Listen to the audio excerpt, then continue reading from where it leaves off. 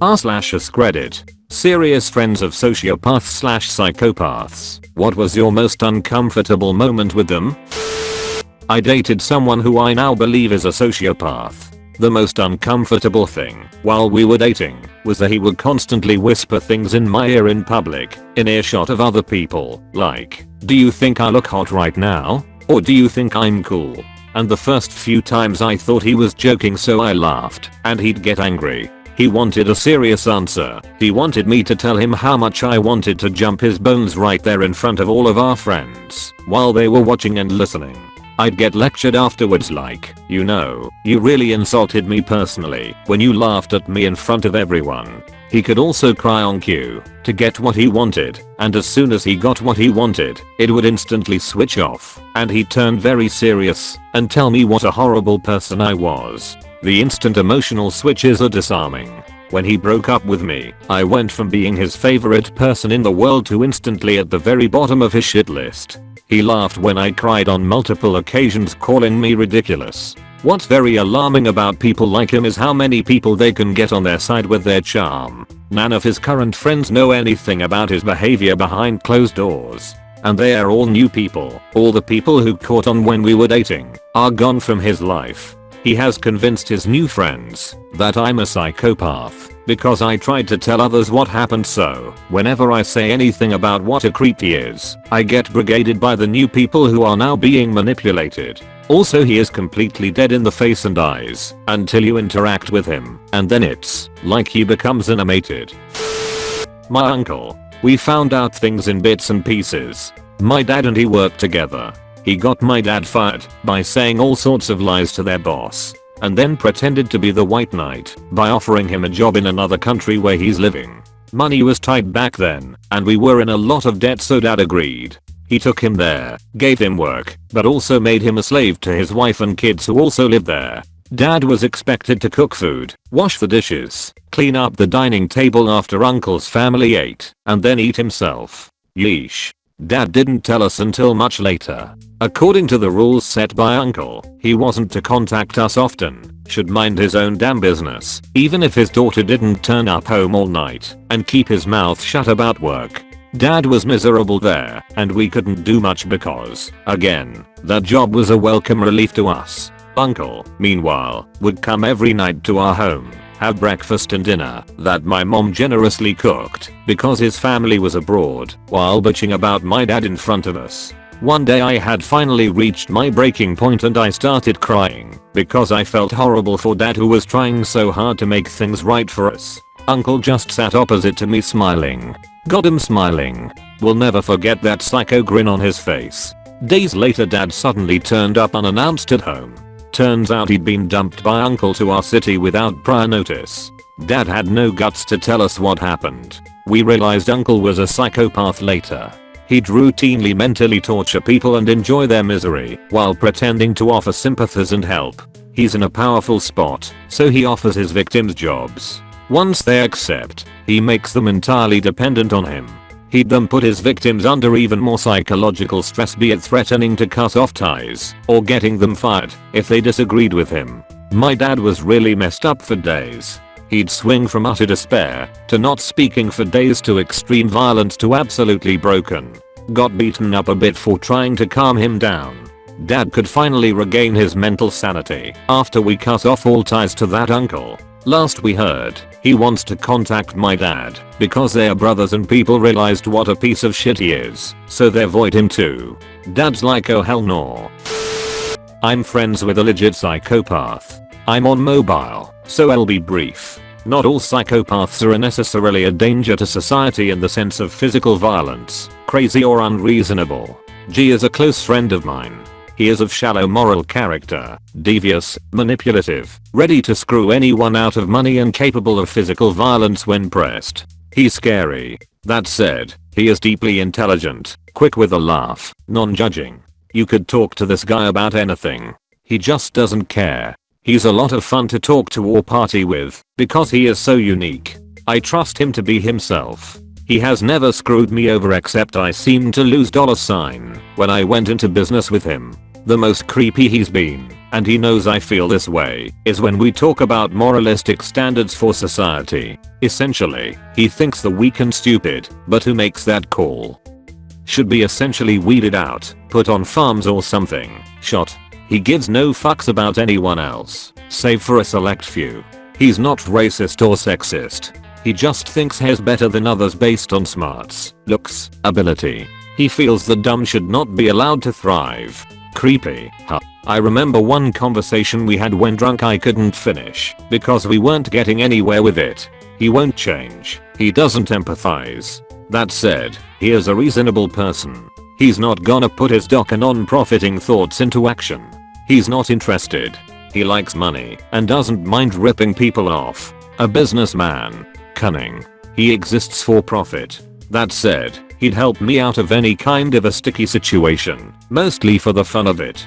He's bored a lot and understands he needs others. He likes me cause I'm interesting and feels him on his level. We speak openly about his psychopathy because I'm so interested in it. We've been friends for 7 years, were close for 3 years, before he moved to another city. I stayed at his house in 2016 for a couple weeks. Feel free to amma.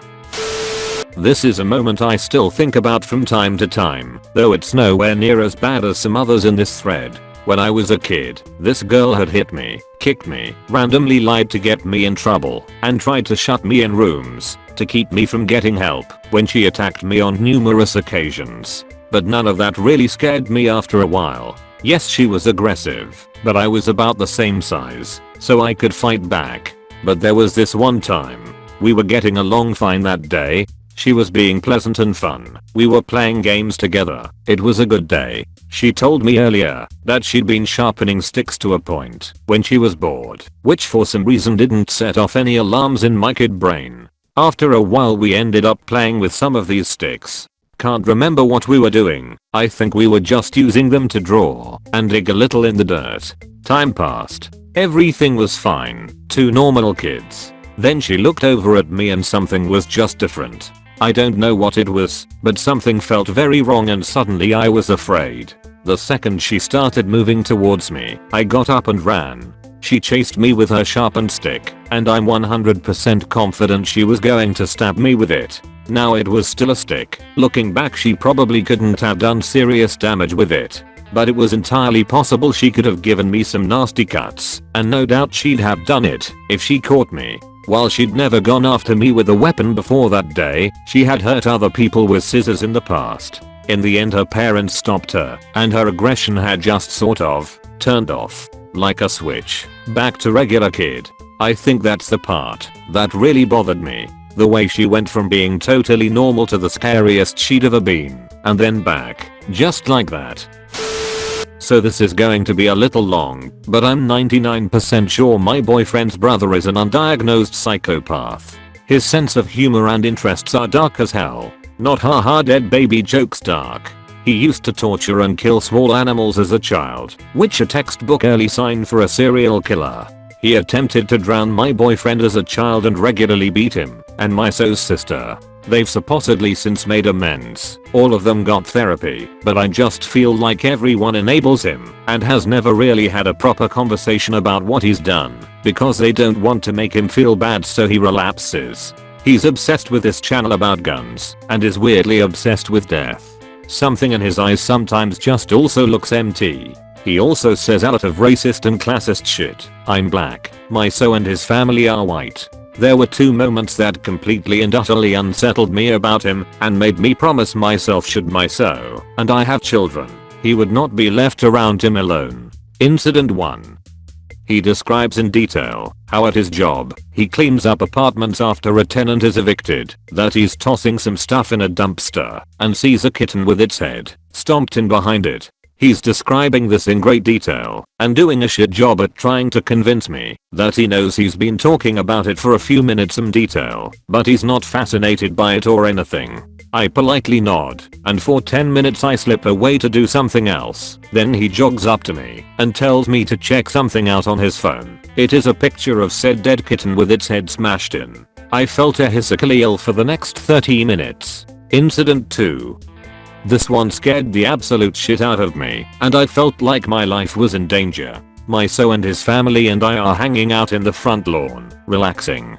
He yells to Myso, "Check out what I just bought," and proceeds to shoot nails from a nail gun at my boyfriend's feet. My boyfriend was legitimately scared, and I was telling him to stop, but he had this wild look in his eyes and a twitch in his hands that screamed that he wanted to just shoot a person's actual body. When I told him to stop, he aimed the gun at both of our bodies, and Myso was laughing, but very nervously, and it almost seemed like Myso and his mom had to talk him down, like they would a killer, to put the nail gun down. He just kept laughing about it. The guy is a recovered meth addict who has really turned his life around, makes more than average pay for someone with no college degree at a job is really good at, has been clean for over a year, etc.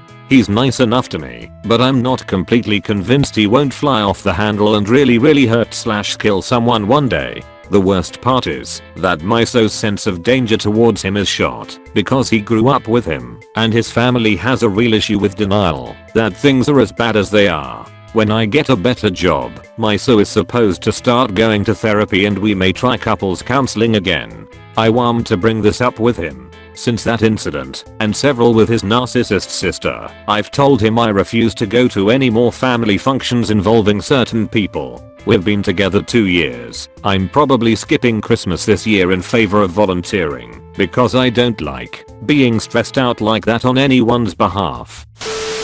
This person had a history of violent psychotic behavior towards my family and others, but was able to gain sympathy. She was a sociopath, not a psychopath, though did suffer from many psychotic breaks. Details shortly. She used to be a friend of my family, but things grew sour, and she developed delusions that we had caused her mental illness. Many occasions I felt frightened to be alone in my house, for fear of her breaking in and killing me after this one particular incident that I will tell, and that she would get away with it, like she got away with everything. Trust me, there are many more stories I could tell, but the question was to ask for an incident that affected you solely. When I was 11 years old, I remember playing near her front door. I never used to do this, but thought it would be okay, that she's not crazy, just ill, and will get help.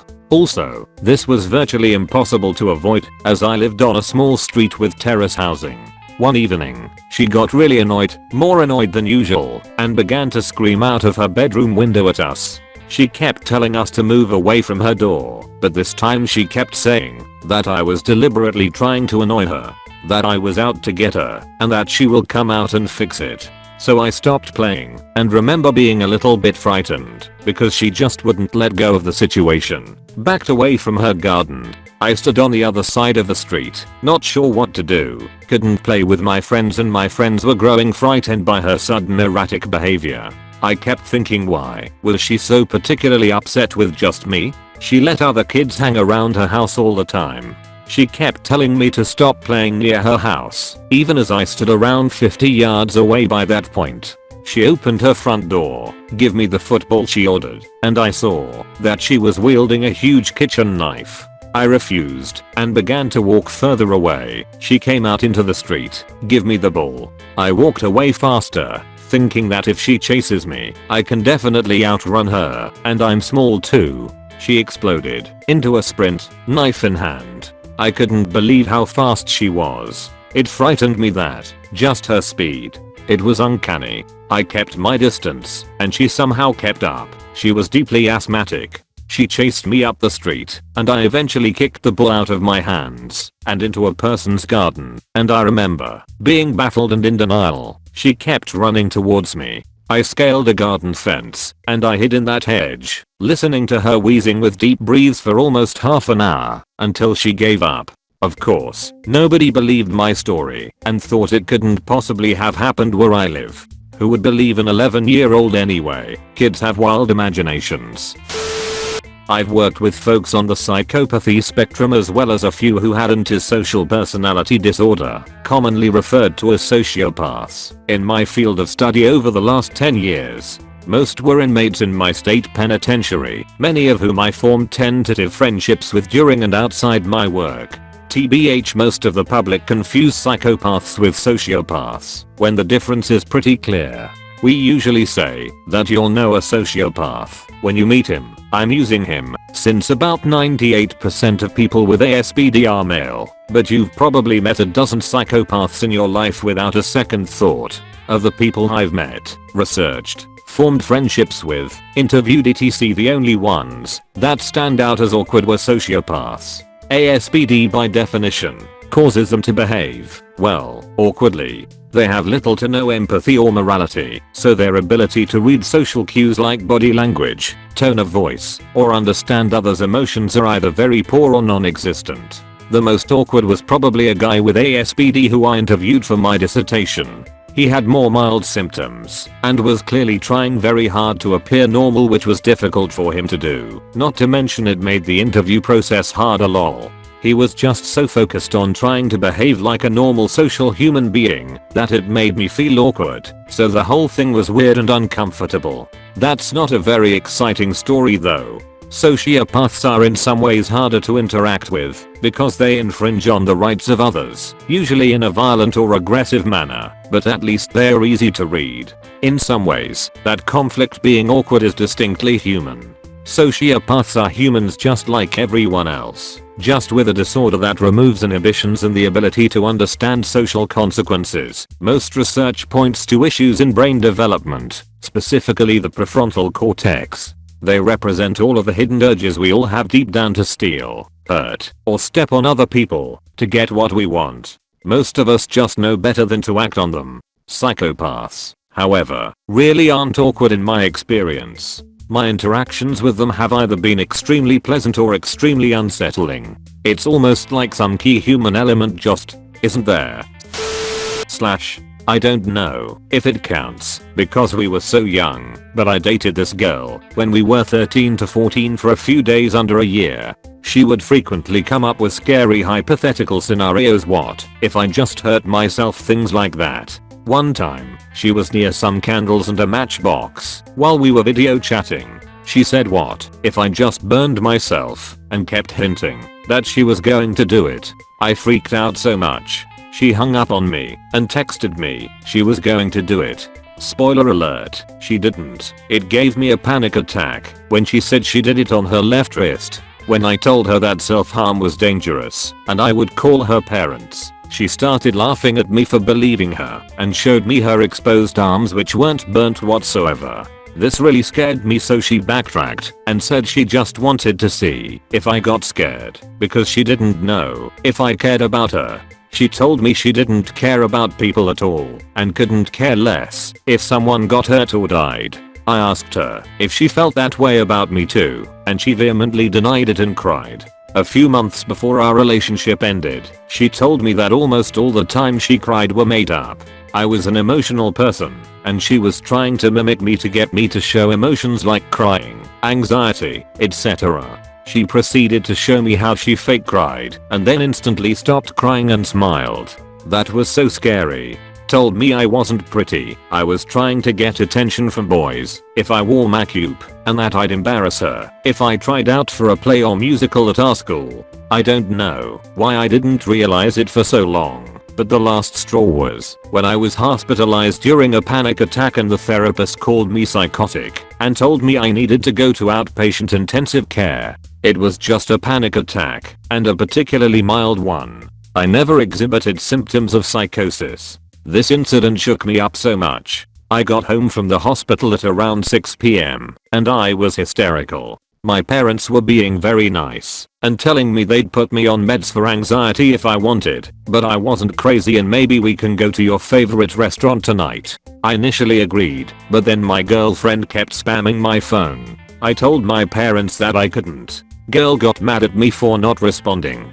I was so upset and frustrated due to the hospital incident, and the moment I told her, she suddenly got really calm and asked to hear about what happened in a creepy kind of way, and she seemed so interested and curious and excited. Next day I stayed home from school again, pretty hysterical. After school was over, she texted me, asked me to do her homework because she had severe AD. She didn't. I did, and I was a terrible girlfriend if I didn't help her. I told her I couldn't because I wasn't mentally stable enough to do just about anything, and then she started hurling insults at me, then excuses, then apologies, then telling me I wish you cared about me. I shut my phone off for a few hours and screamed. I opened my phone up again to about 300 texts, and I didn't read them, and I just texted her fuck off and clarified that I was breaking up with her. That wasn't the last she manipulated me, and I was stupid enough to be friends after the breakup, but I started having rapid realizations after that this wasn't how I am supposed to be treated, even if I was truly worthless.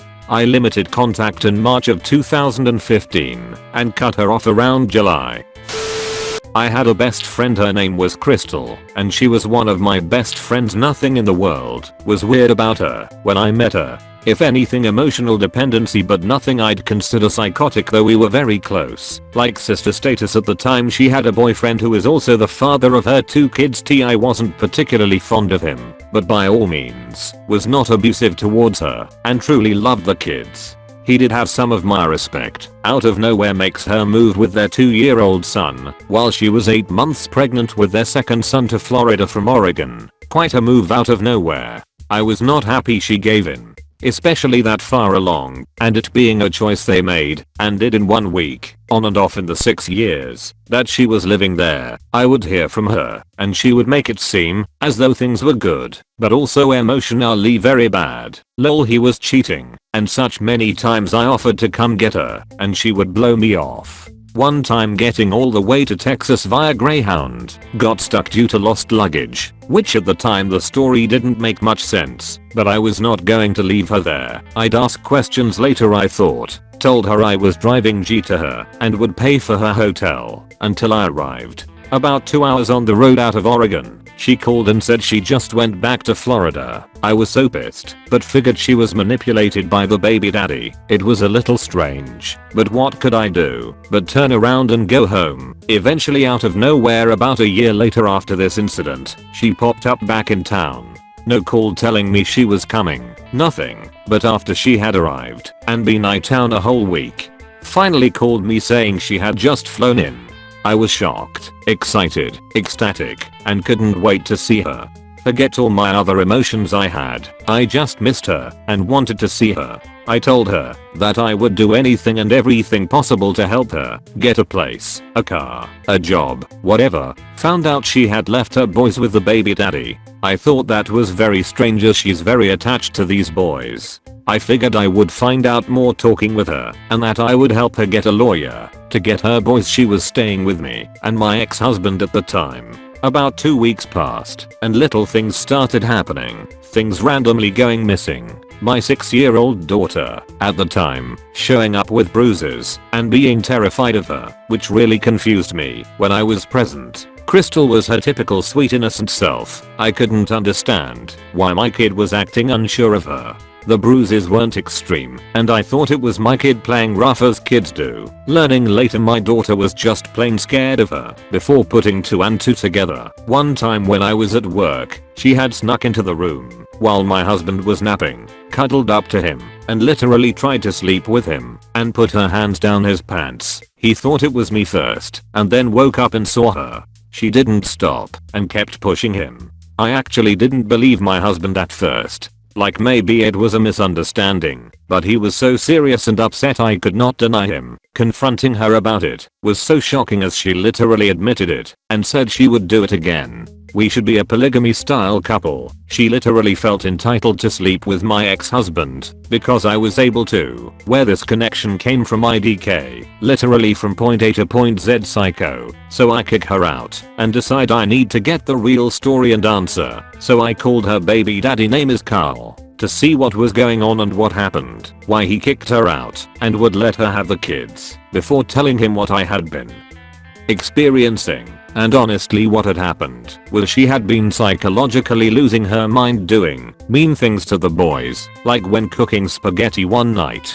she took the metal spoon she was stirring with and hit her oldest son in the face because he said he wasn't hungry and left a first-degree burn on his cheek. He called the cops on her. They forced her into a facility as she was experiencing psychosis episodes and threatening harm. She got out by completion and things were fine for a bit, and then heinous evil acts became more frequent. One night she took a knife, or paring knife, and cut into her C-section scar trying to kill herself in front of the kids and Carl. He said it messed the boys up bad. He called the cops again. So all the times I couldn't get a hold of her for months at a time in Florida were because she was in mental ward being evaluated. She never once told me about it other than one time, and she made it seem like Cole was the villain. Then Carl told me the real story with the police reports and what Crystal had been screaming. She was admitted to a hospital for this many times apparently, and there was many other things she had done as well that he told me about it and had the proof and records to back it up. She was basically kicked out of the home for being a danger to the children. He was awarded full custody because of her being a danger to herself as well. She hid all of this from me and tried to lie to me that she was completely normal. It wasn't until I started noticing the little things. But the sleeping with my husband act she tried, that when I started understanding who and what she really was, I was in denial. Couldn't believe I had made such a bad judge of character. I had always talked so highly of her. She was very important to me. I almost immediately cut off my friendship with her, which haunts me and it hurts. I love this girl very much. I wish I could have helped her, and still do. It's heartbreaking to see the actions and choices she's made, and refusing to get help. There are some serious psychological difficulties that she is going through, and it cost her the relationship between her and her sons, her best friend, who would have done anything for her, and very close family members of hers as well. It was a horrible situation to have happened, and I wish every day it never did, but it did. I wish I could have had a different outcome. I still feel blindsided. I hope she gets better. I pray for her every day. I do love her very much, and I think that's what hurts the most, is knowing I can't have that friendship with her because of how much of a dangerous person she is and the toxicities that she put out. Thank you so much for watching. Please like and subscribe the channel.